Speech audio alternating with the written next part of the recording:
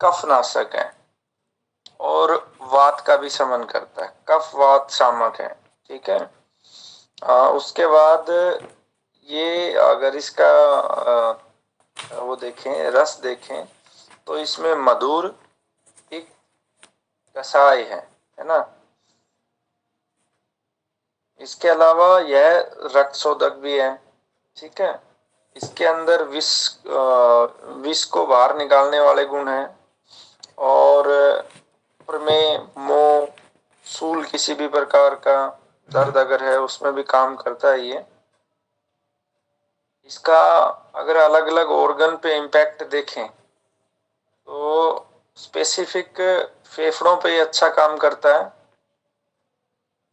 उसके बाद फेफड़ों के अलावा रक्त को साफ करने में काम आता है ये बहुत, है ना। और जो हमारा गला है, कंठ पे भी ये काम करता है।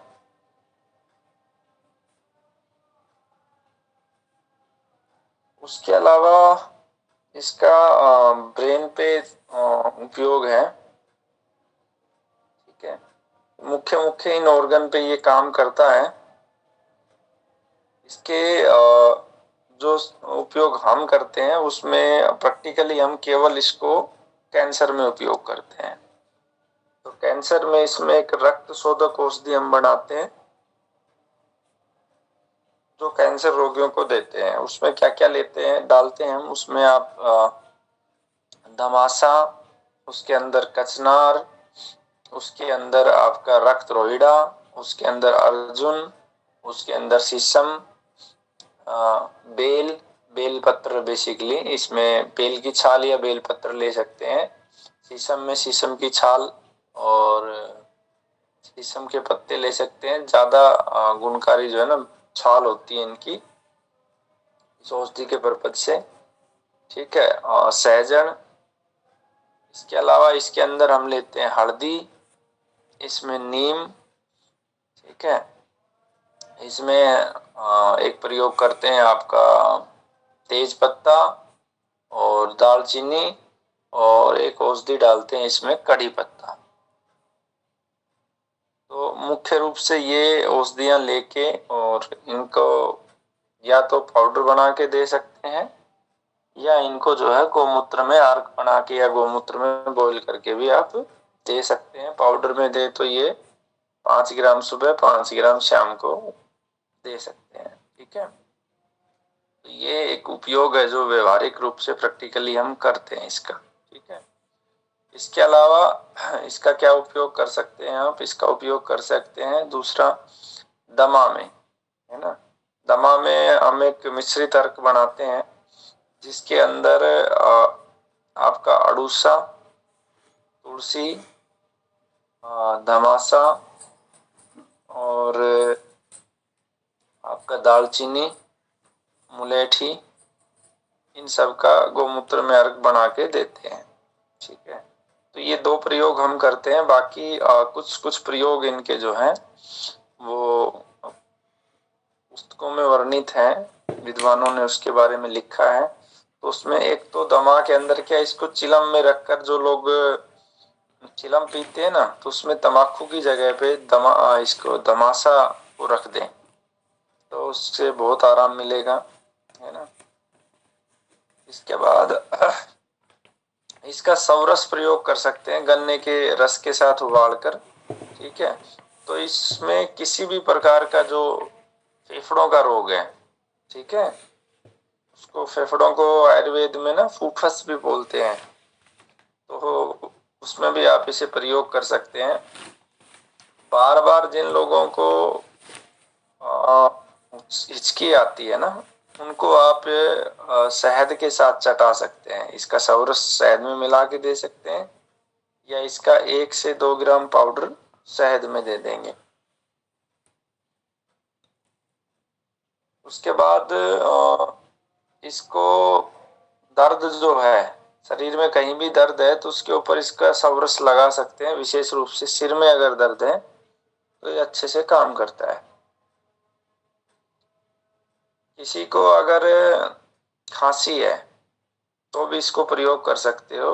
इसको देवदारू रासना और कर्कट श्रृंगी और धमासा, इन सबको बराबर मात्रा में लेके, ठीक है, शहद के साथ आप दे सकते हो। तो इसमें खास करके वात, प्रमुख रूप से जो वातज कास होता है ना, उसमें ये विशेष लाभकारी होता है।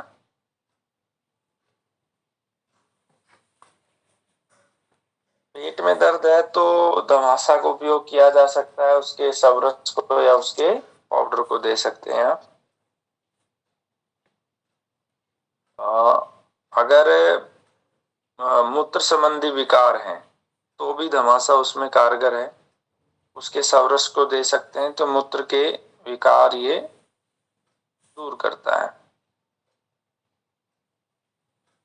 इसमें मूत्र के विकार में सबरस के अलावा आप ये भी कर सकते हैं कि इसका जो धमासा का सबरस है उसमें दूध में पका लें आप, दूध में पका कर और उसमें थोड़ा सा कर प्रयोग करें, है ना। स्किन के जितने भी रोग हैं उनमें काम करता है। इसको एक तो पीस के बाहर से लगाया जाता है त्वचा के रोगों पे, जैसे दाद है या खुजली है। दूसरा, इसके पंचांग को प्रयोग कर सकते हैं, ठीक है। 2 से 3 ग्राम पंचांग को उबाल के भी ले सकते हैं। ये गले की जो गांठ होती है उसको विशेष रूप से ये प्रभावकारी है, उसमें आप इसका एक लेप बना के गांठ पे लगाएंगे तो उसको भी धीरे धीरे डिजोल्व करेगा ये। उसके बाद आपका जख्म जो होता है उसको ये शीघ्र भर देता है। इंटरनल शरीर के अंदर जख्म हो या फिर ये शरीर के बाहर जख्म हो, जख्म को ये जल्दी से भर देता है।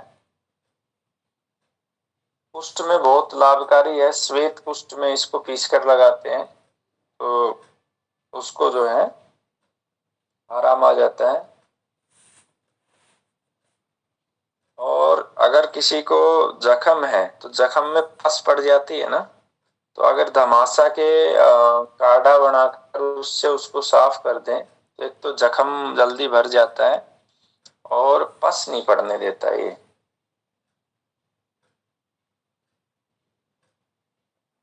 मानसिक रोगों में इसको उपयोग कर सकते हैं। इसके कवाथ को घृत में मिलाकर सेवन करा दे, तो मानसिक जो रोगों हैं उनमें सब में आराम आएगा। इसका एक योग बनता है बुखार में, उसमें क्या करना है, गिलोय, सौंठ, नीम की छाल, अड़ूसा, कुटकी, हरड़, पोकर मूल, भृंगराज और धमासा, इन सब का जो वात है वो बनाकर 10 से 20 ml उसको शहद में मिला लें, बना के क्वाथ ना। ऐसे कर सकते हैं कि इन सबको मिला के कूट के पंचांग बना के सबका, और 5 ग्राम की मात्रा लेके पानी में बॉईल कर लिया आपने ना, गरम गरम उसको शहद के साथ दे सकते हैं। या फिर इसके पाउडर को भी आप 4 ग्राम के आसपास शहद में मिलाकर दे सकते हैं, तो इससे सभी प्रकार के जो बुखार हैं वो नष्ट हो जाते हैं। शरीर में कहीं सूजन आ रही हो तो धमासा को दूध में पका लें और सूजन वाले एरिया पे लगा सकते हैं।